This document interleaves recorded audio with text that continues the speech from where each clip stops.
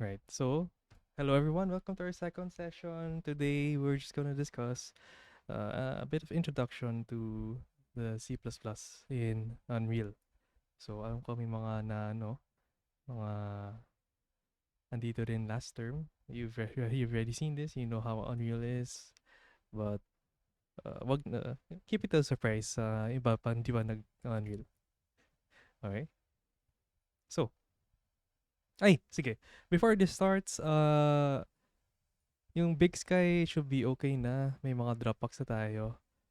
Tapos, make sure yung sa Git nyo, gamitin nyo yung itong Git ignore. Ginawa kong zip file because kapag in-upload ko dito, nawawala yung period. Nagiging Git ignore lang. Tapos, di siya gumagana. Tapos, may problema yung yung pag-upload nyo. So, okay, use this one. Next, make sure follow yung naming convention. So 232, because this is year 23, 24, term 2. Tapos GAMPRG2, OT2, last name nyo, underscore, yung first name, pero abbreviated lang. So in this case, 232, GAMPRG2, OT2, Donato, CP. Okay? So ganitong format lang. Then add nyo ako lang sa members nyo as a developer. So pado.csp. Again, this is GitLab. GitLab. GitLab. Kung magtatanong ko, sir, pwede GitHub? Hindi. GitLab. Right? So, okay. Yun na yun. Everything else should be okay. Nandito na yung mga ibang milestones hanggang Feb 15 for milestone 5. Alam ko kasi Feb 15 is the start of midterms. So, sasakto tayo doon. Okay? So, anyway, let's continue. Any questions pala? If you have any.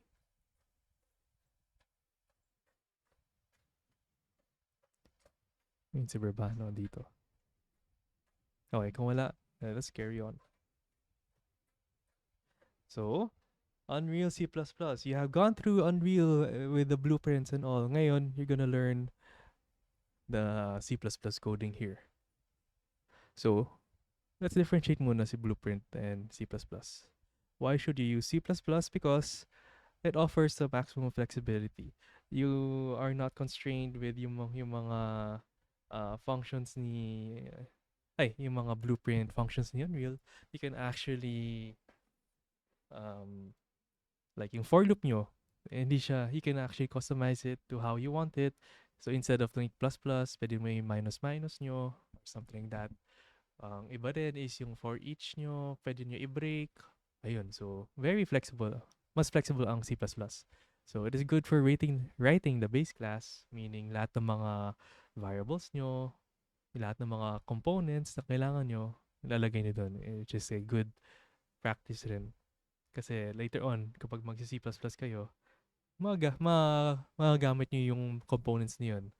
Kasi you'll know that blueprint, C++ cannot get anything na gawa sa blueprint. But the other way around, blueprint can get anything from C++. But we'll talk about it. Next, complex algorithms and mathematical expressions are better in code than visual. So if you've tried to work with Unreal before, you try to make something complex, you know how spaghetti looking it is. Right? Kasi when it comes to complex stuff you have no choice with Blueprint. You have to connect stuff together. And in the end, it's long, it's medyo spaghetti, medyo madumi. And there's nothing you can do about it because that's how it is. Okay? But in C++, for sure, it'll be much cleaner from top to bottom. especially yung mga for loops, or yung mga loops nyo, yung mga while loop, ayun, much cleaner here in C++. Next, blueprints will exponentially spaghettify within a short time. What does it mean? Example nyo is si, and I know, ano kayo maganda? Si Andas Runner or si Outbreak? Si Outbreak, medyo nag-spaghettify si Ron character because of all the added stuff that will happen. Medyo. Yeah. I can't recall other. Ay, si ano? Si Tile. Si Tile medyo lumaki rin yung ano, yung file niyan because of how many things you have to do, like um add yung obstacle, add yung pickup, may chance base, ayun. May chance talaga siya na mag-spaghettify ng malala. Next, easier and more encapsulation in code. Dito, mas madali nga i-ano, like i-hide yung mga ibang functions or ibang variables using the private, public, or protected na code, right? So this way you don't have to show everything kasi there are times na you want to keep some code from the children para whoever is gonna touch your code will not think na, oh, pwede pala ito gamitin. Tapos yung pala, sobrang crucial yung code na yun. Ay, yung variable na yun na wala. Nasisira yung game nyo because they touched it. So in here, you can actually hide things using the private or protected. Next, maximum potential performance. They do say that it is faster. C++ is faster when it comes to running the game. Okay? Running the game. Iba yung pag-build ng game, iba yung uh, iba yung pag-build ng game. We'll talk about that. Easier to pinpoint bugs. At least dito, lalabas nga sa error ano mangyayari. Actually nga yung when your Unreal crashes, it even tells you where and a bit of why it crashes. A bit lang. But makita nyo agad yung bugs. Tsaka it won't ano eh. It won't compile. Your code won't compile kapag may bug. So at least you know you have to fix that. Finally, better error handling. You can assert or throw exceptions in code. So this way, parang kapag may error nga, there's a way to handle it. Unlike in Unreal, kapag may error, it doesn't actually pop up. It only pops up when you stop the game. Tapos bigla lang yung log nyo punong-puno ng error. Okay? But why do I hate C++ sa Unreal? One, it's C++. It's not like yung C Sharp. If you worked with a Unity, it's quite easy. Parang spoon-fed na nga yung sa C Sharp. Madali na mag-code sa C Unity kaysa sa C++. Yung mga nag-take ng GAMPRG2 noon, they'll probably say that too. Okay? So, it's a lot of boilerplate code, meaning maraming mga copy. The same thing. You're coding the same thing over and over again. And it's just how it is. Next, slow and buggy autocomplete. So, unlike sa, I'm comparing Unity here. Unlike sa Unity kapag may error, lalabas agad. Dito, it is a bit slow because Visual Studio has to read all the code first and then has to check kung may problema na yun. Kaya medyo mabagal yung autocomplete. Macros do not autocomplete. So yung mga macros, well, such as uProperty or uFunction, which we'll be discussing later, ayun.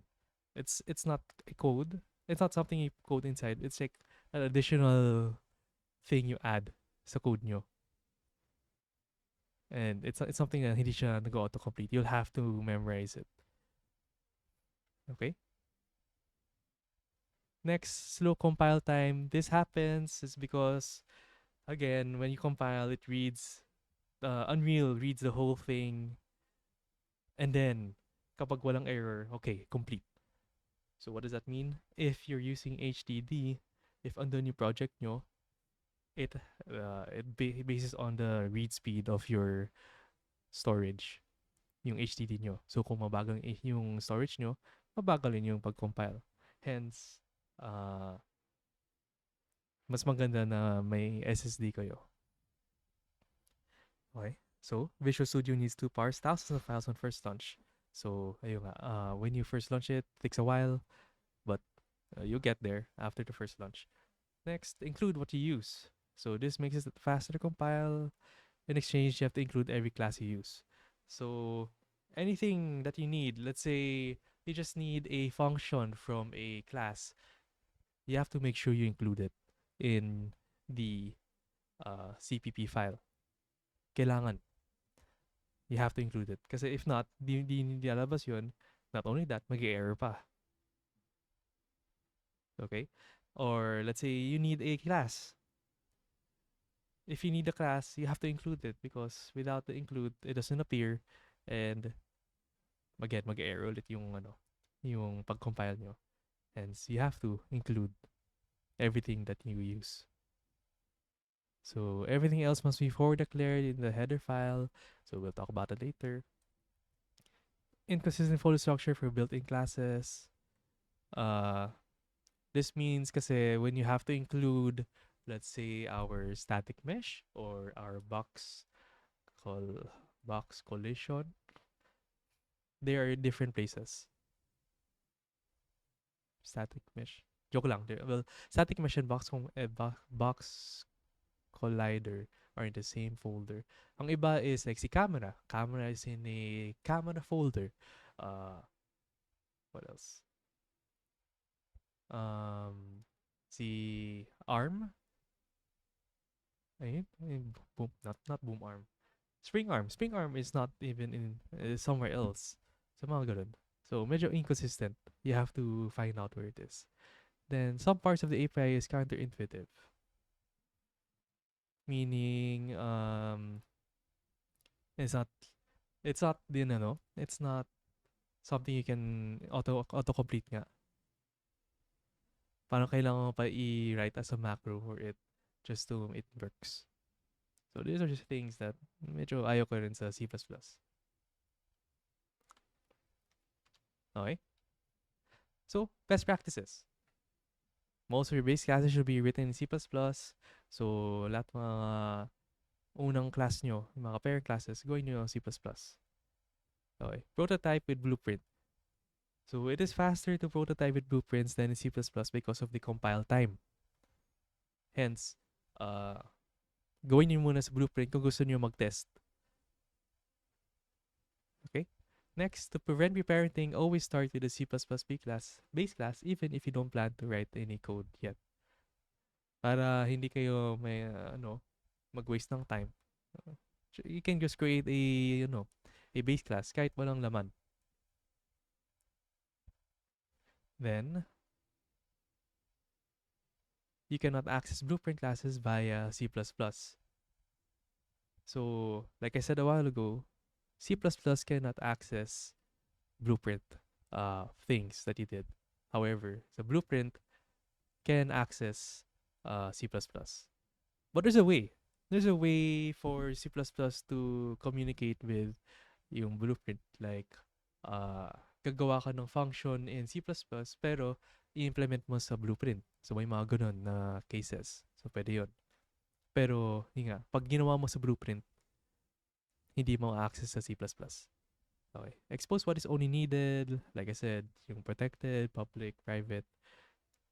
You only expose what you want to expose. So, let's say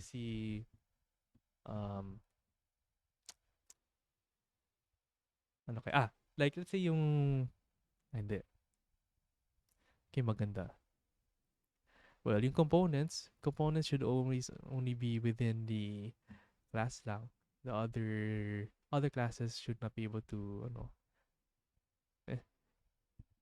basta gets no yung expose what is only needed. Expose implementable events. So, actually, medyo required nga to expose yung mga implementable events because if you don't expose it, there's no way for you to implement it at all. Alright. Anything that is visual or playing sounds should be written in Blueprint. So do not force yourself to we only use C++. Kapag magpa-play ka or may animation ka yung play, gawin niya sa Blueprint. Because if not, in C++, you'd have to like search asan yung asset na yun, lalagay niyo doon na ano, in string, sabihin niyo, oh, andito yung sound, yung .wav. Okay? Which is a bit counterintuitive.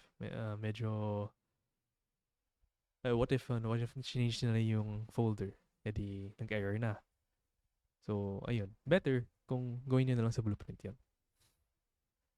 Create the required components in code. Also set the root component in code. Important yun when you start creating yung mga actors nyo, especially you creating setting the root component. If you don't do that, actually medyo sasabog yung actor nyo. It doesn't work correctly. Okay? So when I mean create the required components, kapag kailangan mo ng sphere component, kailangan mo ng box collider, box component, ayun, gawin nyo sa code. So link assets via Blueprint. Same thing, like playing sounds. It's better na gawin na sa Blueprint kapag may assets kayo.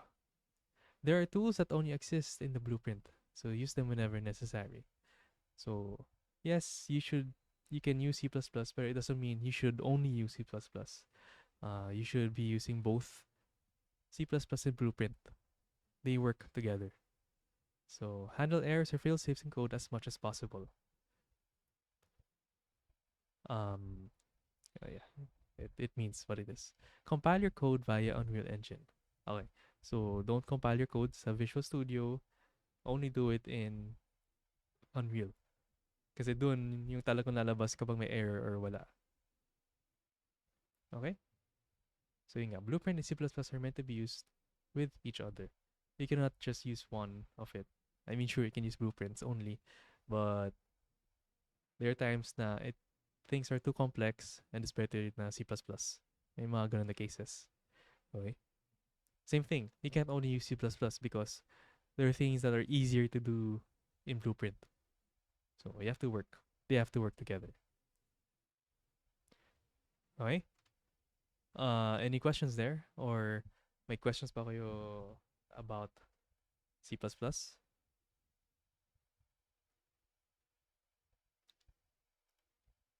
You didn't have to memorize anything of that. I'm just giving you info. Wala? Okay. Oops. Okay. Game. C++ programming. So, unlike yung, alam yung C++ where everything's a bit kind of chill, this one, the C++ is Unreal, it uses the Unreal Reflection System. What does that mean? You have to use certain things like itong CU class or CU property to reflect in Blueprint. Without those, lahat to is just in C++. Right? So kapag U class, it generates the reflection data for classes. So in this case, palang blueprintable. So U struct, same thing, generates reflection data for struct. U property naman is kapag may variable ka or mga variables ka. If you want to serialize it and access it sa Blueprint, that is U property. U function, ito, kapag may function ka na hindi gusto mo makita sa Blueprint, ayun, you would use that. U function is also used rin within the C++ kapag kailangan mo mag-bind ng mga event dispatchers. So you also need U function for that. Generated body, this is boilerplate code. This is usually automatic. Automatic na generate doon sa kapag gagawa ka ng C++ class. It will just put there, generated body. Alam ko si controller, if you access it, ito lang yung code niya eh. Class, my object, public, player controller, tapos generated body. Yun na yung code niya. Okay? So, Without this, I think your the class will just explode. Okay. This one, medyo you don't have to memorize it, but it's try to understand it lang. So kapag template classes, there's only one time I saw that we use this is CT array. That's the only time I've seen the T used. So prefixes is used sa pinakauna. Like ito, U property, U class. Okay? Like ito, si U. Classes that are inherited from U object and U active component. So usually may U siya sa start. Kapag A, inherited from actor. So A actor. Makita nyo, not here. Kapag child class ng actor, lalabas yun, A something something. Kapag S, we don't use this though, but usually it's a widget. E is for enums. If you know enums, do you guys know enums? Siguro naman, no? Enum is like giving a name to a integer para lang magamit siya. Parang much cleaner. So instead of saying, like, you have to memorize na 0 is for ganitong bullet, 1 is for a shotgun bullet, or 2 is for uh, rifle bullet, or something like that. Enums will give it a name. Yung parang binigyan mo siya ng pangalan na. So instead of 0, it will be like bullet, and then shotgun bullet, and then rifle bullet in text. Okay. So anyway, they usually add E. No, you should add E. So start. Next is B, which is for Boolean. So if you code and you see na may like my actor arrow may be allowed or B is child. Ayun. For sure Boolean yun. Finally, F is for uncategorized classes. I've seen this is used for um F mga delegates or yung mga event dispatchers. In other words, F is used there. Okay, so these prefixes are stripped in editor and blueprint, meaning in code you can see it's U actor component or A actor. Pero when you check sa game mismo, it's just actor or actor component. Nawawala yung una. So meaning it's just for sa code nyo lang makita to.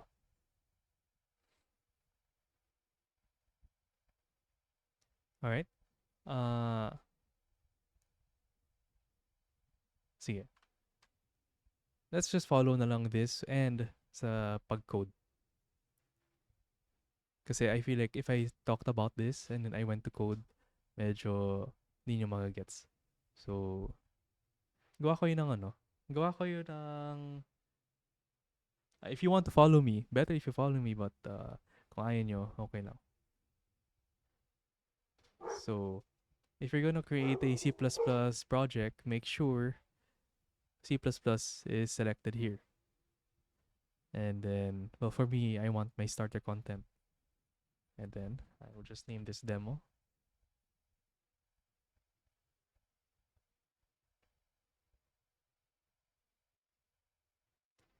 So while that's happening, so far, any questions? This part is gonna be a bit overload, pero let's try to get through this slowly. Okay, so this is, again, you don't have to memorize it, but it's a good thing to know about it.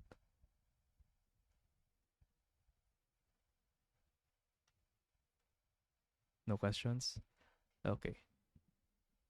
Sige, let me just give this some time because again, it takes a while sa unang paggawa ng project.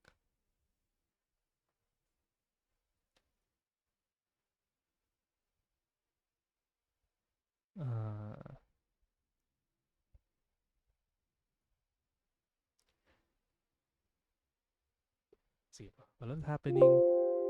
Joke lang, wala na, tapos na.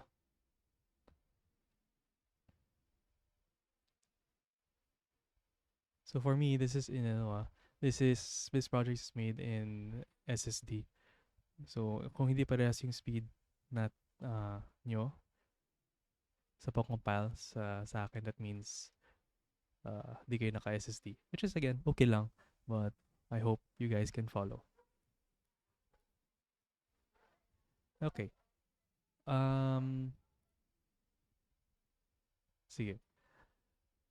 So what's new here kapag nag-start kayo itong C++ class? This is new in the project, in the content browser. So this is where lahat ng mga C++ nalabas dito. Lahat ng mga C++ classes. So kung gagawa kayo ng class, again, if you right-click here, may lalabas na new C++ class. And then this is where you can create yung mga child class of whatever. Like pawn, actor, etc. If ayaw nyo dito, pwede rin gumawa ng C++ class dito sa tools. Ayan, new C++ class. It's the same thing. Okay? So in this case, let's just go create a actor. I will just name it as demo actor. Yung class type, you can choose to like press public, private. I would usually use public para lang makita ng ibang actors.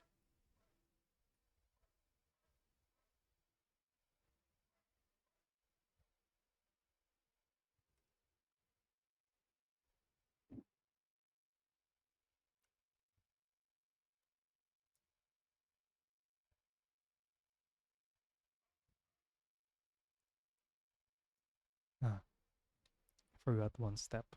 Pero okay lang. So, this is also the new thing, itong live coding. Usually, off ko siya. So, I'd cancel that. I would off this enable live coding just so that doesn't appear. Because for me, it's a bit irritating. And then another thing that's new is this thing. This is how you compile. So if you click on this, it'll compile your C++ classes or mga changes mo sa C++. Okay? So balik tayo. Ito yung demo actor natin. So if you go back here, for U property, so ang U property is parang yung mga kailangan mong variables na gusto mo ipakita sa blueprint. Ayun, gagamitin nyo si U property. Such as si int32 or float or actually yung mga components nyan, they are technically a variable. So, spring arm component or static mesh component, ayun, they are under U property. So you can also modify the nature or accessibility of each property. So kung gusto mo na like edit anywhere, meaning you can always change the value somewhere, ayun. Kapag blueprint read write, that means, oh, okay, sige, we'll go through there. Okay, so these are the commonly used. Edit anywhere, visible anywhere, blueprint read only, blueprint read write, category, etc. And let's go through each other together. So in this case, let's create different kinds of int32. Health, int32 max health, and int32 percentage. Health percentage. So if I want to make this health editable, I have to use edit anywhere. So kapag edit anywhere, I am able to edit it in here. So let's just compile that quickly. While it's happening, I'll go create my demo folders.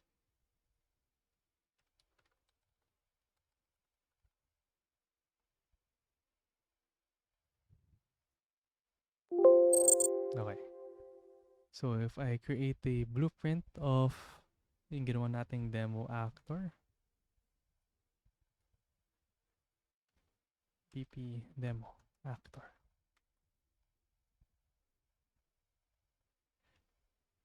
So you see health here. I can edit it. I can change the value. I can set it to anything.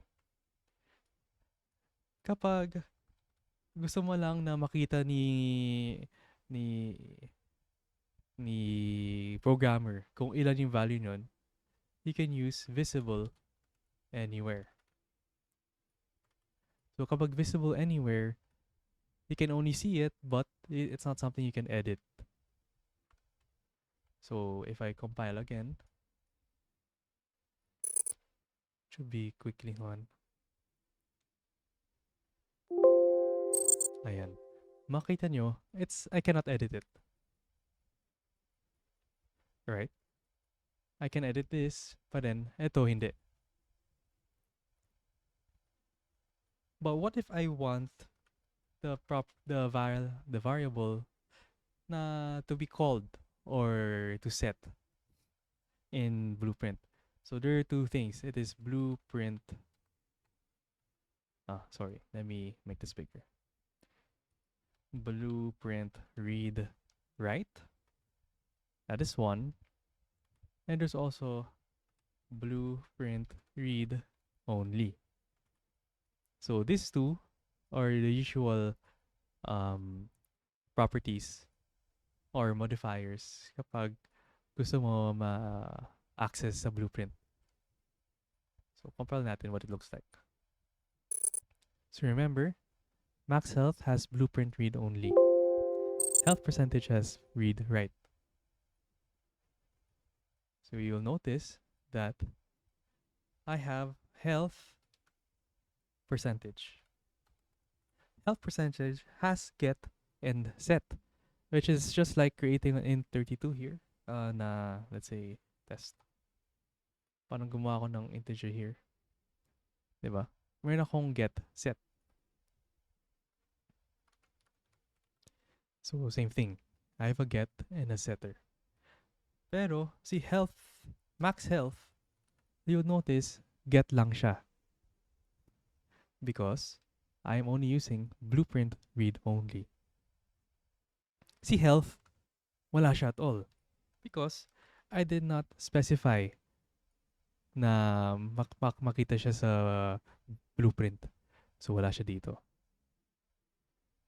Right? Then, if I want them to be categorized into sa details here, the category is equal to health. Category. So, I'll just copy paste this.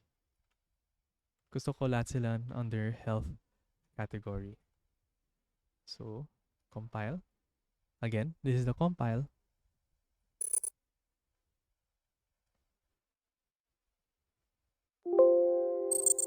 And you'll see that if you check here sa class, I did see health category.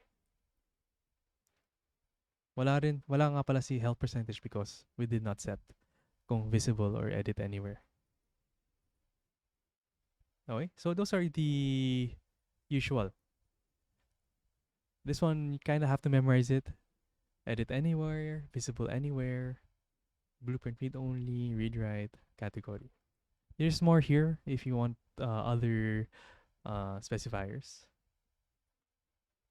So actually, if you put it here, you'll see that dito rin siya.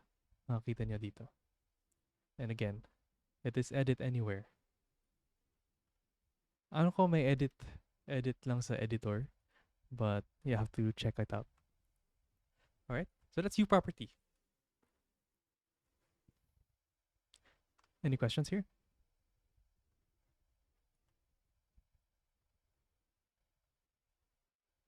Wala naman? Okay. Next, U function. So U function is, yeah, for the functions. So they cannot directly be called to blueprint. You have to you have to put a specifier for it for the U function. And there are different kinds of specifiers. We have blueprint callable, blueprint implementable event, blueprint native event, blueprint pure. Ang usual na ginagamit natin is, or actually, or ako, blueprint callable, blueprint implementable event, and blueprint pure. Those are the usual. So what does it mean?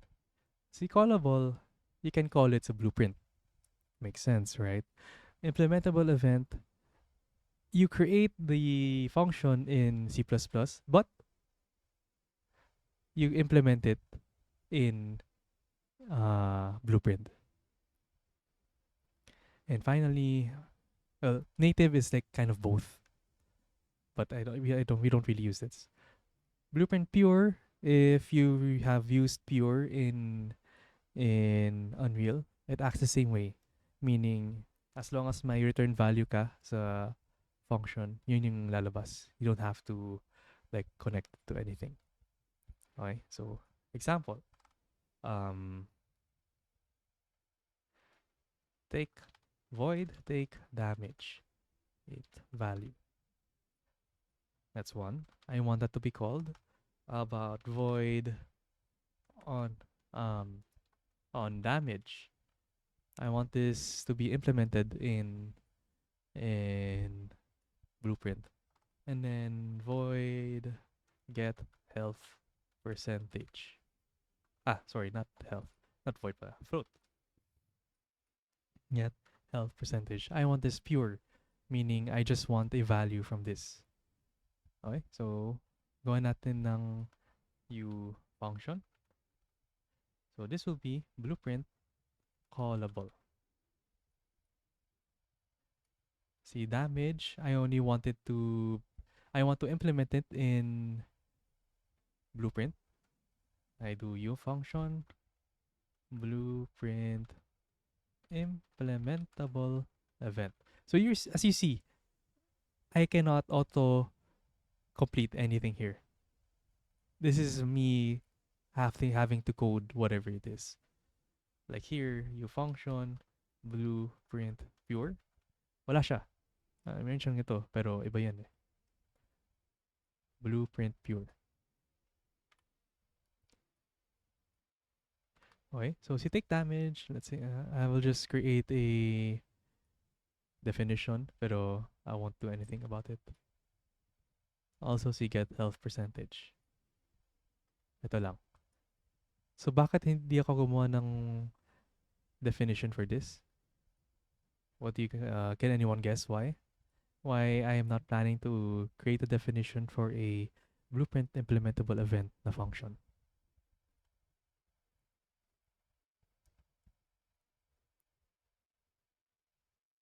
Ish, medyo. Iba, what do you guys think? Why do you think I am not going to create a definition for this here? Bakit di ako gagawa ng definition of the function in C++? Any other guesses?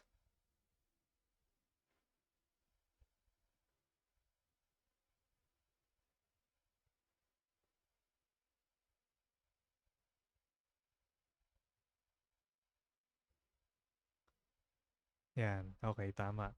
Oh, what a guess. So yung because we are gonna implement it in Blueprint, we should not create a definition in C++. Because actually, if you create a definition, mag-error siya. If you guys want to see it, this is what it will look like. If I try to compile, sabihin niya, oh, error. And compile error. This is a mouse load, but you notice the same thing. Itong 4 lines of code. Take damage.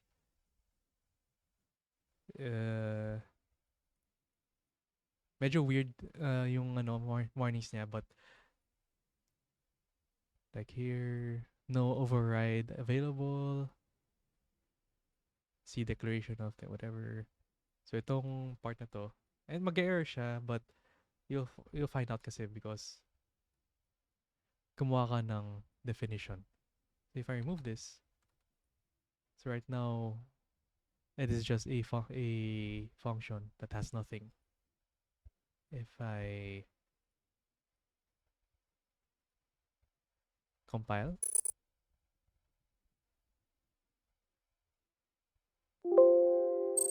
ayan. So you'll see here that I have take damage. I can call take damage. So anything that I have done here sa C++, it will be called here. So kapag na-call to, kung ano nangyari dito, yung mangyayari. See, on damage, you'll notice that it's not something that you can call. It is only a event. Ayan, so I have to put on damage kung ano mangyayari. Like, in this case, destroy. Right? So kapag na-call si on damage dito sa C++, it will run this. So again, right now wala siya, right? Si blueprint pure, si get health percentage, and you'll notice it is a pure. So this is the same thing as creating a function here. Not demo function.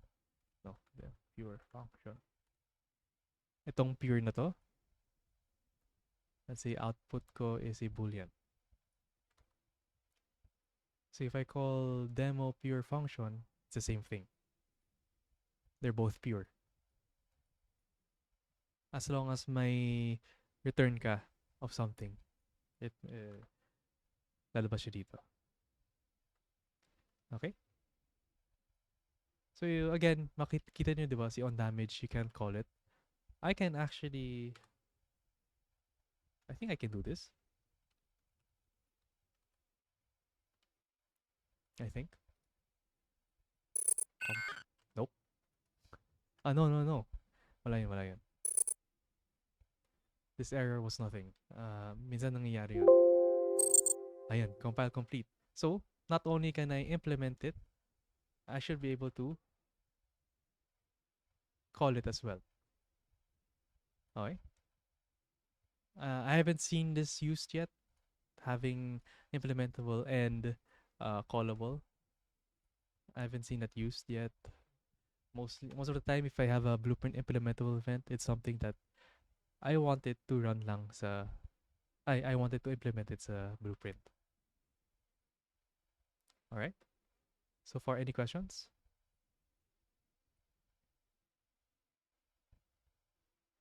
Sige, none.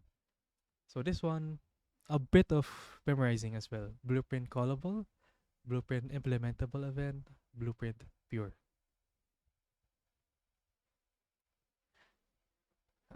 This following is medyo not, you don't have to memorize, you just have to just stick it in, understand it. So U object is the base building block. Everything is made out of a U object, and it already has functionalities in it, such as garbage collection, find U object by name, etc. May mga functionalities siya. A actor is an actor. There's nothing else. It's just the actor. It has other functions as well, such as in blueprint, right? And then to spawn an actor, you could do this. There's another way also. U world spawn actor. There's another way to spawn an actor. And then to destroy an actor, call its destroy function. So in here, in order to destroy, it's like this, destroy. Right? It's not like yung Unity, which like destroy, and then nalagay mo sa loob yung ano yung destroy. No. If you call destroy, yan yung i-destroy niyang ano. So kapag this, ayan, ito yung madi-destroy. Okay? Uh, they also have events. I mean, also in the blueprint, begin play, tick, and play. Ayun, it has it in C++. You actor component. It's the actor component, but this time you can add more stuff into it. Ish. Actor answers the question what, while component answers the question what is it? What is this thing made of? So you can actually use components like in Unity. Kung trip nyo, pwede yun.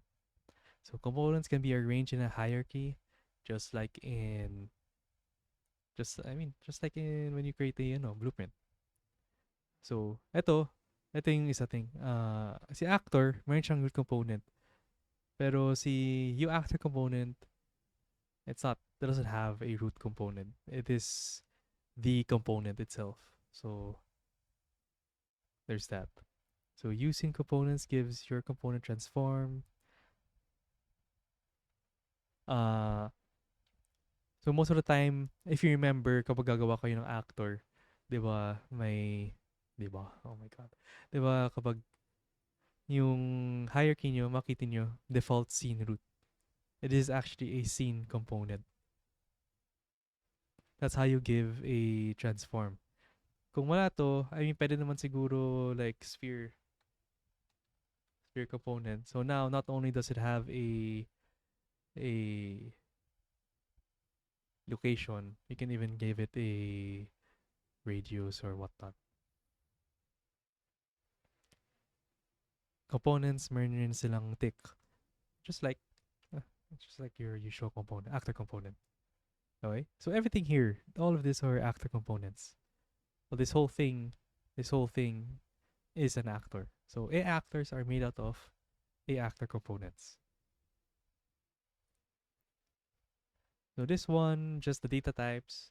So usually we use tcar instead of car.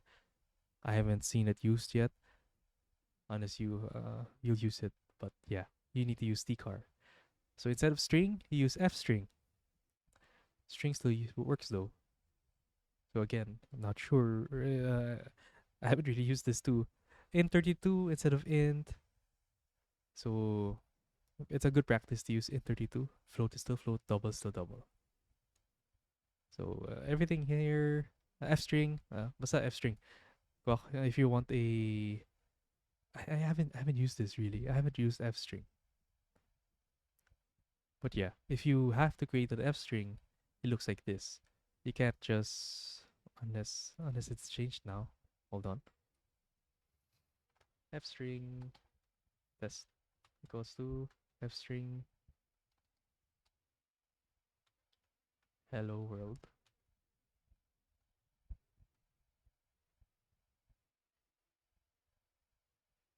I'm not sure if it took it. Wala siyang error, pero let's see.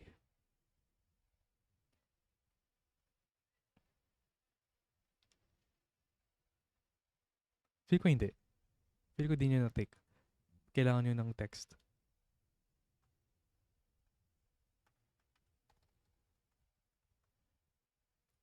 Yeah. I think you still need to have text in it.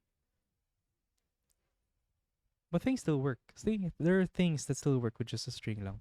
Like if you're gonna debug, they can print a debug. Ayun. The whole string still works. TRA, this is used. You actually have to use this at some point. So TRAs, yan yung kapag gagawa ng array of something. So, alam ko, like int 32, this thing doesn't work, as far as I know. There is no way for you to u property it, I think, as far as I know. So usually you do like the array of int 32 test. This will pop up with the right specifier. Yan, lalabas to. Okay? So, yung maganda dito is it has functionalities as well, like to remove or to sort. I think this have sort.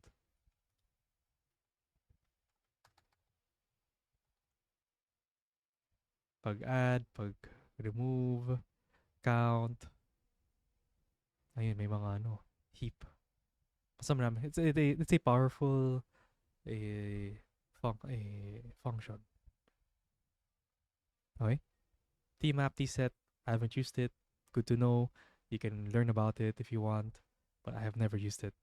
It's probably good for optimizing. I haven't used it. Garbage collection, it's handled already by Unreal, so you can read about it. But hindi nyo kailangan eh. Hinahandle ni Unreal yun in a great way because it's the Unreal is made for it. Okay, okay? It's just here for to learn about. So yung important lang dito, yung important is the array.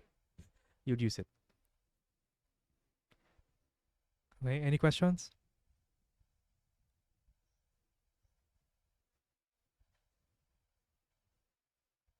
No questions? I'll code a bit. Sige, I'll mag-code a bit. I'll give you a demo more. I'll give you more demo about C++. Siguro end tayo ng mga quarter to 8. Just to see, just to show you how it looks like. So if you remember in Unreal, hold on. In order for you to add components, you just put here add, and then static mesh, and then boom, nandiyan na siya. Hooray. And then you can just add a static mesh. I mean a mesh to it, and then that's it. Right? It's as simple as adding and then just put in here like this pawn, floating pawn movement. Ayan, mayroon na siyang pawn movement. In C++, it's a bit, there's more, you have to do so many other things.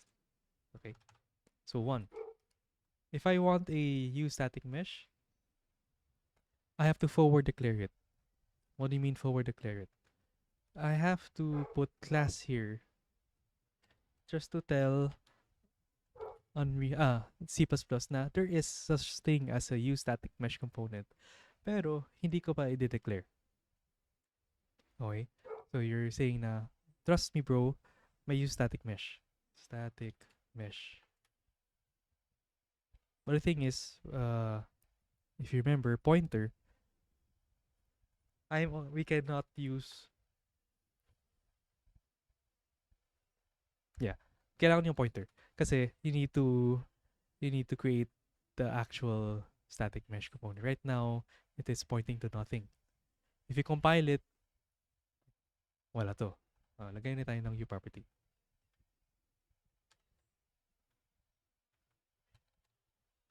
Okay. So again, if I compile this, wala pa rin. Because I am pointing to nothing yet. If you remember pointers in C++.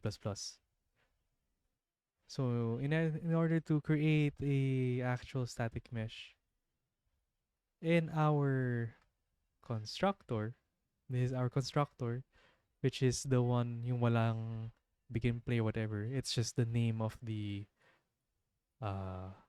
class. I have to do static mesh is equal to create default sub object. So this is the one that creates the component to start. And then I have to specify what it's creating, which is a U static mesh component. And then let's give it a name. Static mesh. I believe this should run. If I run this, or mag-error because my static mesh, no, may space yung sa atin. Yeah, okay, we're safe. Ayun, nag-error nga. So we just have to read this. Syntax error on 20. Begin play. Cannot access. So check natin. Ah. Yep. Compile natin ulit.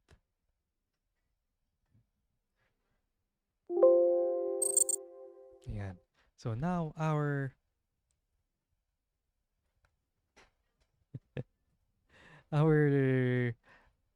this is our static mesh. It's a bit weird, right? Like I've said before, kailangan nyo muna mag-set ng root. So right now, nag-error siya. Let's delete this here. Let's see if we can compile. Ayan. Nag-compile siya, pero medyo wala. There's nothing here. Because right now, it's a bit messing up. Kasi wala tayong na-specify kung ano yung root component. So, if you want that to be our root component, then sige, lagay natin ng set root component. Static mesh. There. Compile. So, these are the few errors you'll see. So, you'll see parang wala pa rin, di ba? However, if let us reset it, parent from actor to demo actor. Ayan. Andito na yung tama nating static mesh. It is the root component. And you'll see, andito yung mga gamit niya. Ang tanong, bakit ginawa nating visible anywhere? Because technically, the component, it's not something we have to edit. We just have to edit yung mga laman ng component na yun, which is itong static mesh. We can, and other stuff like static, transform, and whatnot. Ayun. So that's why it's visible anywhere. And there we have our static mesh. Okay pa, di ba? Paano kung si spring arm? Class. Sorry. Is there any questions here?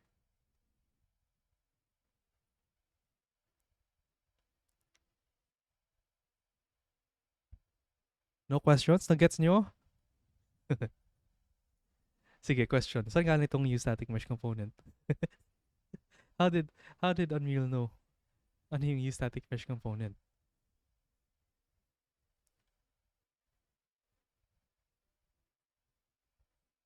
Di kayo nagtataka?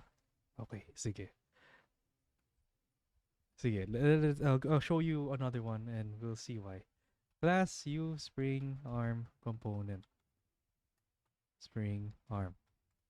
So same thing, U property, visible anywhere. And same thing, spring arm is equal to create default sub object U spring arm component. So nag-autocomplete siya, pero you'll notice yung file niya is demo actor, meaning it's this one. It knows there's a class na uSpring arm, pero it's not the actual class that we're using. So spring arm, I'll show you where. Okay. So what if I wanted nga to access yung ibang functions ng spring arm, 'di ba? Kasi spring arm has like target arm length, whatever. If I try to access it here sa begin play or something, spring arm, you'll notice that nothing pops up. Hindi niya alam. Because if you remember the PowerPoint a while ago, I have to include everything I use.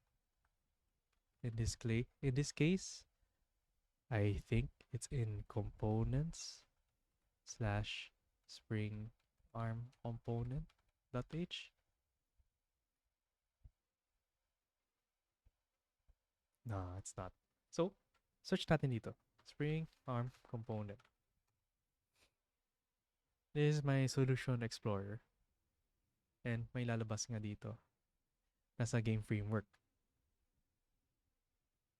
So, how did I know what to search? Oops. Error. So, it's a bit of background knowledge din kung ano kailangan nyo i-search. Like static mesh component. Ayan. May iba-ibang static mesh component. But, ayun, ang dami pa akong lalabas eh. .h. If you're just looking for .h, ito yung lalabas. Under source, runtime, engine class. Sorry. But why is it showing all of this? Hold on. Source. Grabe nito ah. Usually it doesn't show this much. What if I put Photoshop?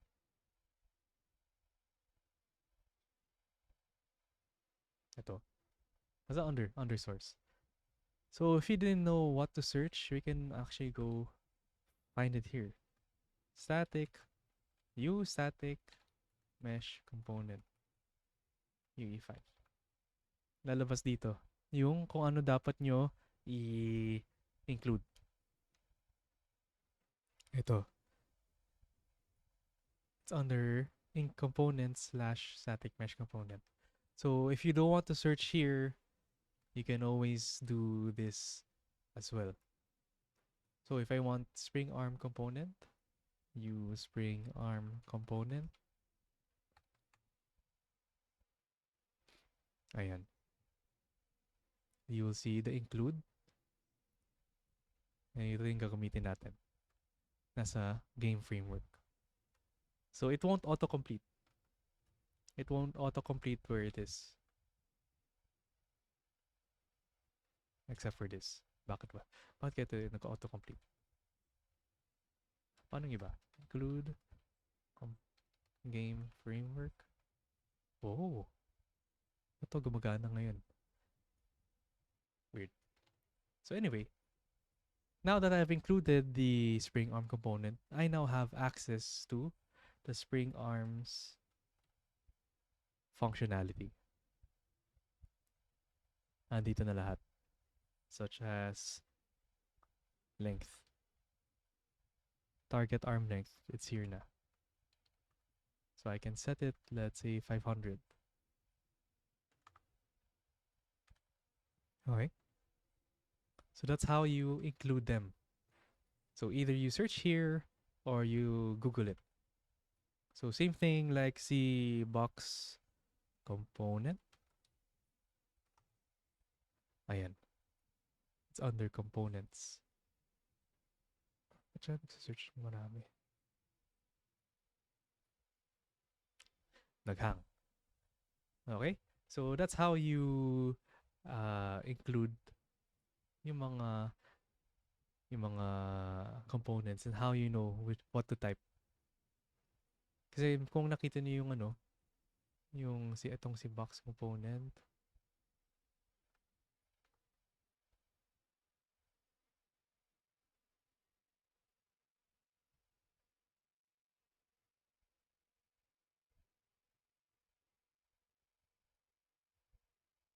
Ba't ka ganito?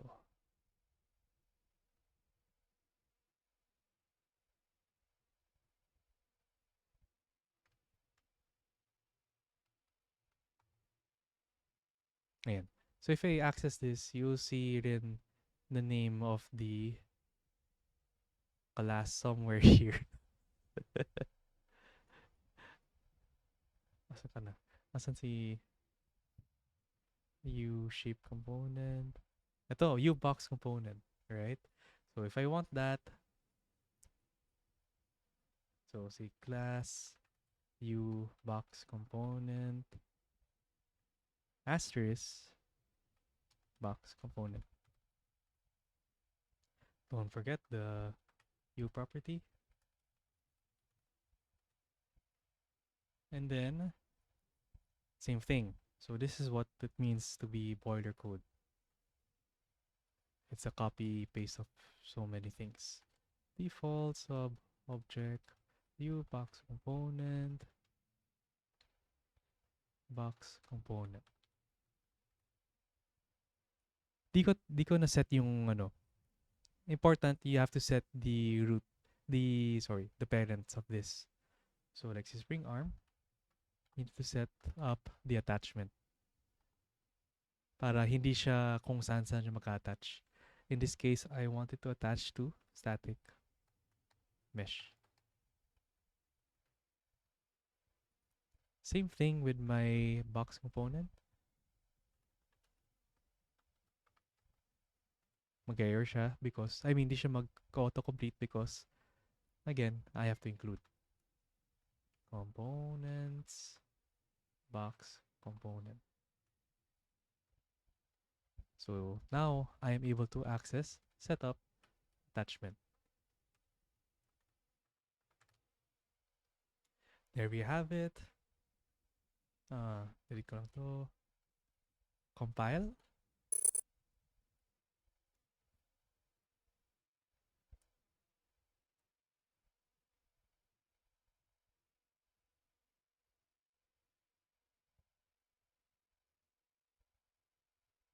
Baka na. Yun. So now we have our spring arm, which is now a child of static mesh, and our box component also a child of static mesh. So it's good practice. Good practice to always set up your attachment right away, including si set root component. Kung gusto nyo ng scene component as the root, so you do the same thing. You scene component, and then lagay nyo dito create default sub object, etc. etc. That way, you can move your static mesh around. Because right now, ito yung root. So, wherever it goes, andun yung static mesh. There's no way for me to move the static mesh around its actor because it is the root. Unlike here, si box component, I can move around. Right. Okay? Any questions? Excited na kayo mag-code?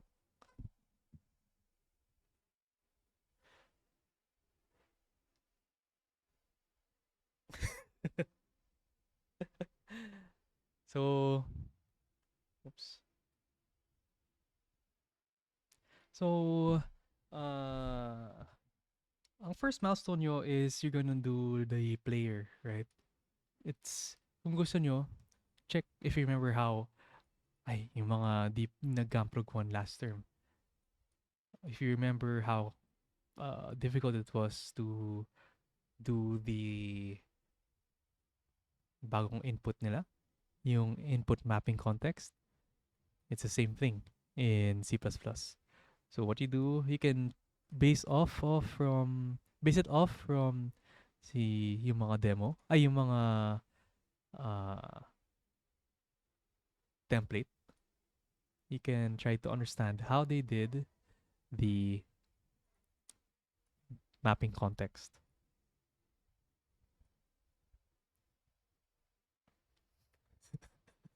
Okay. You can base it off from this. But I'll teach it next time. I'll teach it next week. Sa mga di pa alam yung bagong input. Okay? Dito rin yung bind. Ito, it's a different way. I can teach it next week also. Or you can search about it online. Pero doing it in player controller, different way. Alright? So you can try to base it off from here. Pero now that you know how to create yung mga stuff like the spring arm component, static mesh, ayun, pwede nyo i-start yung character nyo.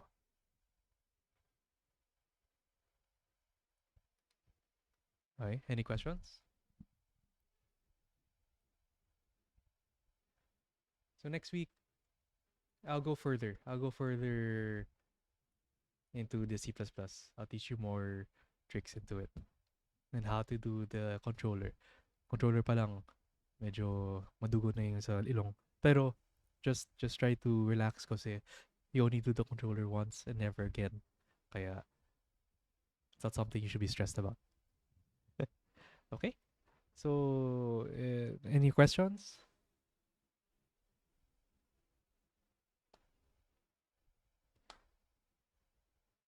No questions? All good? So kung wala, you can feel free to message here or message me kung may questions kayo. I'll happily uh, reply to that. And just one more thing, I just want to double check attendance natin.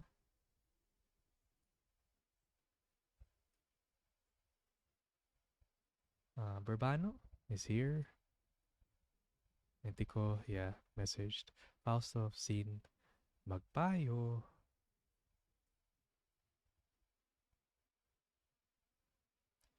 Wala si Magpayo, no? Parang hindi ko nakita. Enzo. Enzo. Enzo. Here. So si Magpayo lang yung wala.